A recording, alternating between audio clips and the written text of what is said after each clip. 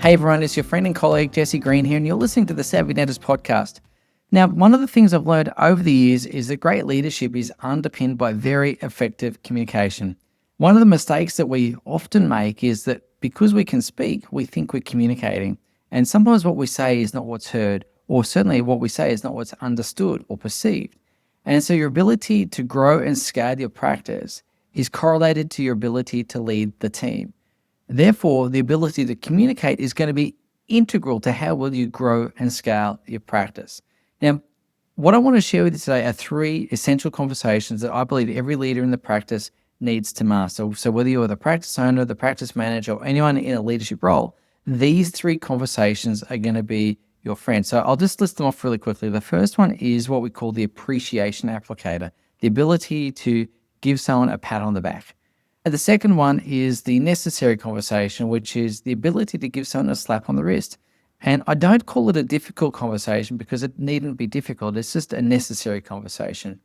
And the third conversation is one that we hope you don't need to use that often, and that's called the decisive release, where we need to let someone go out of the business and need to let them go. But we need to do it in a way that's kind and respectful of the individual who's hearing that conversation. So these are the three conversations that I think if you can master, it's going to cover 90% of the situations you find yourself in. Now, before we start though and dive into these conversations, the first thing I want to share with you is the quality of the conversation is governed by a few factors. The first thing that governs the quality of the conversation is the degree of preparation you have prior to the conversation. Now, where a lot of conversations go awry is when people go in and just wing it. They're not prepared for it. They're not mindful of the words that they need to say or the language they're going to use, but equally they're not mindful of the emotions that are going to be coming up for the recipient of the conversation or indeed for themselves should the other person say something that triggers them. So from a preparation point of view, it's really important not just to prepare the words that you want to say and to anticipate the words that might come back to you, but the emotions that might come up for both you and the recipient of the conversation. Really, really key, really, really important. That way you can avoid creating a bit of a mess along the way. So that's the first key to a quality conversation. The second key to a quality conversation is to have a framework to follow. And I'll go through a couple of frameworks quickly with you today, but having a framework is different to a script. Now, a framework gives you structure, but it gives you conversational flexibility. So the structure is what gets you to your outcome. The flexibility allows you to bend with the breeze as the conversation might go off in different directions. So the problem with scripts, of course, is they're very rigid. And of course, if the recipient says something that is not on the script, then it throws the whole thing out, right? Which is why frameworks are a much better bet than scripts. And the third key to a great conversation is to understand this very essential point that whoever wants to dominate a conversation should speak the most. That's a common phrase. But whoever wants to control the conversation is the one who sets the frame for the conversation. And the frame for the conversation are the parameters of the conversation. So what's in the conversation and what's out of the conversation. That's setting the frame. So just remember that if you want to have better quality conversations, A, prepare both the words you want to say, the words that might come back to you, and the emotions back and forth. So that's step number one. Step number two is to use a framework rather than a script to give you the structure as well as the conversational flexibility. And the third big key is to set the frame for the conversation. All right, so let's get into these three leadership conversations. We're going to start with the first one, which we call the appreciation applicator. And one of the things that we know about appreciation in the workplace is oftentimes we think we are demonstrating appreciation, but it's not always received in the way that we might anticipate. And so this conversational, I suppose, frameworks, it's not really a framework per se, but these points around demonstrating appreciation come from the work of Gary Chapman, who wrote the book called The 5 Languages of Love. And he's got a variation in his book called The 5 Languages of Appreciation in the Workplace. And one of the things that's really important to understand about these love languages or appreciation languages is the way that we typically express appreciation or love is the way that we like to receive it. So if we think about love for a minute, because that's an easier concept to talk about for a moment, you might have a love language which is words of affirmation, which happens to be mine. And equally, someone else might have a love language of acts of service, which happens to be my wife's. And so I might be saying to her, I love you. And she'll turn around and say, well, that's awesome, Jesse, but how about you make dinner? Right. And she might be saying, but I've made you dinner and I've done all this for you. And I'm saying, yeah, but I need you to say that you love me. Right. Which, as I say that out loud, it makes me sound really needy. But you get where I'm coming from. We all have different ways that we like to express and to receive love. So the languages are acts of service, words of affirmation, physical touch, gifts, and quality time. Now, of course, if we translate that into the workplace, the same love languages apply as appreciation, moments. Of course, physical touch is appropriate physical touch, just to be clear. But these languages of love or these languages of appreciation apply in the workplace. And so what's really important to understand is to know your team members so that you can express your appreciation in a language that is going to be received by them. So observe your team members, observe how they express their appreciation to other members on the team, to their family members, to themselves, or maybe just do the love languages test as a team exercise and find out and make a note of it so that when you go to express your appreciation, you do it in a way that's meaningful for others. Now, of course, the question of equity and equality comes up about saying something really nice to another person and giving someone else gifts. Of course, you're going to need to do a bit of everything in there, but just remember that there'll be a dominant language of appreciation for every team member on your team. Okay, so that's the first leadership conversation I want to share with you. That's the pat on the back. Now, the second leadership conversation to master is the slap on the wrist, which we call the necessary conversation. And the necessary conversation is a really important conversation. It's where you get to address behavior that's not serving you, not serving the patients, not serving the practice. And so again, the conversation begins by setting the frame, pre-framing the conversation, which outlines the parameters, how long we're going to be speaking for. This is the topic that we're going to be talking about, and getting agreement for the conversation to proceed, getting that permission to proceed. The second part of the necessary conversation is establishing the facts, the things you've observed, the things you've seen, the things you've heard, and then you want to get agreement on those facts. Maybe it's that someone was late for work or whatever it is, and you can get those facts pretty clearly. And so what we're trying to do is to agree on those facts. The third part of that framework is to understand their perspective. And so you might ask the person you're speaking to, say, look, help me understand what's going on here. Share with me your perspective about this. And the idea from that point of view, or from your point of view, is to understand where they're coming from. Maybe there's a reasonable explanation for this behavior. Maybe there's a perfectly rational explanation. You kind of go, okay, maybe it's just a storm in a teacup. Right? So the point is we want them to feel heard, right? And we like to seek to understand before we speak, as Stephen Covey would say. So the fourth part of the framework is to share your perspective.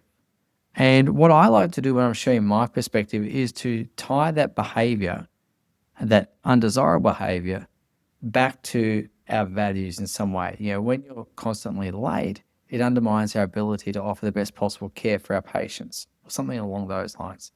So the idea then is for them to understand your perspective, and you might go back and forth between your perspective and their perspective a few times, but ultimately what's going to happen from there is you're going to agree on a way forward. And you're going to say something like, look, from here on or from this day forward, this is what I'd like to have happen, A, B, and C. And that's step number 5 is the next steps. And step number 6 is following up to make sure that has stuck. So again, that's the words and how you prepare for that particular framework. Now, what I haven't discussed though, is what are the emotions that you might experience? What are the emotions that they might experience? And it's really important to understand this because sometimes an emotional outburst will trigger another emotional outburst. Then all of a sudden there's this kind of explosion of emotions and the whole conversation can get derailed. Now, I know this because it's happened to me on many times and I had to figure out that I needed to prepare emotionally, not just verbally. And I remember on one particular occasion, I was having a very difficult conversation with a team member, and because I'd anticipated the emotions, I was thinking, oh my God, they're going to say this. And sure enough, they did say that. And if I hadn't been prepared for it, I might have risen to the bait, taken the bait. But what I had done is because I'd anticipated that, I'd actually written myself a Post-it note. And on that Post-it note, it said, don't take the bait. And I had that Post-it note in my pocket as this conversation was occurring. So as these barbs were thrown at me, I'd be mentally saying, oh, there it is. Okay. And I'd have this post-it note between my fingers saying, don't take the bait, Jesse, just don't take the bait. And of course, the moment passed, the conversation occurred, my point was made, behavior was addressed, and that was that. But if you're not prepared for that, it can totally mess up the conversation. So please prepare verbally, prepare the spoken piece, of course, but also prepare the emotional piece as well. Very, very, very critical. Right now, the third leadership conversation, as I said, is the decisive release. And this is a conversation that I really hope you don't need to have that often. It's not one that brings joy in any way. Letting someone go is perhaps one of the least pleasurable parts of being a practice owner. I think it really is terrible. It's the pits, right? And so again, this conversation you want to prepare both verbally as well as emotionally, plus a few other little things to prepare for as well. So again, you're going to pre-frame the conversation. You're going to set the scene for the conversation. The purpose of this conversation really is to reflect on how you've been going in the role, blah, blah, blah, blah, that kind of thing. The second part of the framework is to review. You'll recall that we've had some conversations in the past about various elements of your performance that needed to be addressed, right? And this is where we're going to review these things. The third part of the framework is when you really deliver the word that it's not working. And we've had these conversations in the past in the hope that the performance might improve, but frankly, up until now, it hasn't. And we're now at a point where your future in the business is untenable. And then step number 4 is letting them go. And for that reason, we've made the decision to let you go, or for that reason, we believe it's time for you to look for alternative employment, right? And of course, those are the difficult words. That's the most difficult word to say in the whole framework. The step number 5, though, is the logistics part. And you go through, by law, I'm required to give you X amount of notice. You can expect me to pay all your entitlements in full, and I'll honour the contract to the letter, and I expect you to do the same. So that's the logistics box in number 5. And box number 6 is any questions. Look, do you have any questions? And then what I like to do is to add a nice softener in there. I realize that this is not an easy conversation to be on the end of.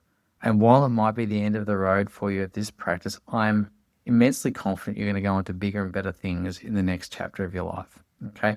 And that's how that would work.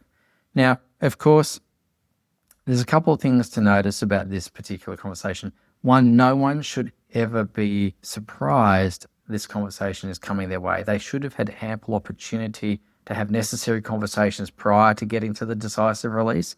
So no one should ever be surprised when they are let go.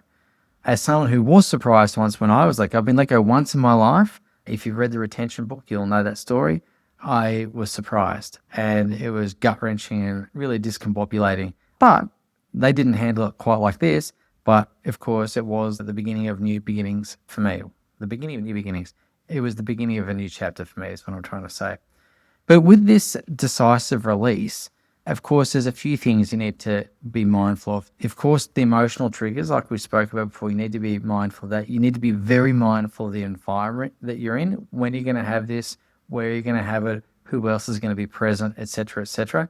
And of course, you need to dot the I's and cross the T's from a legal perspective. Make sure you check your contract. Make sure you do everything by the book and do it properly, okay? So I'm assuming that this is the right decision. I'm assuming that you're doing all the right things legally from a fair work and compliance point of view. I'm assuming you're ticking all those boxes, and then you can have this conversation. So, ladies and gents, as you go about building your practice, your ability to communicate with your team can become your superpower. And when you can communicate as a superpower, you get to lead as a superpower. And when you can lead as a superpower, you get to grow and scale your practice to heights that you would never have dreamed possible, because growth of a business and scaling of a business is correlated to your ability to work with and through other people. And of course, people are the messy bit. And so the communication piece is really important. It's very, very critical that you get this right. And your ability to do that will be in correlation to the success you have in business. I see lots of talented practice owners who are wonderful clinicians, but they don't get the people part right, and they plateau. And similarly, I see practice owners who, they might be great dentists, but where their superpower lies is their ability to manage people, and they go ahead and leaps and bounds. So again, if you can master this, if you can make this something that you dedicate your life to getting better at, then I promise you the results and the rewards will outsize considerably the effort you put into it. It will give you a return beyond your wildest imaginations. So that's it from me this week. I hope you found that helpful, and I look forward to seeing you on the next episode of the Savvy Dentist Podcast. Hey everyone, it's Jesse here. I hope you enjoyed that episode of the podcast. If you're looking for some more tools, some more insights, some more inspiration to help you create a practice that you love, as well as a life that you love, well, head across to savvydentist.com and check out all the goodies that we have there waiting for you right now.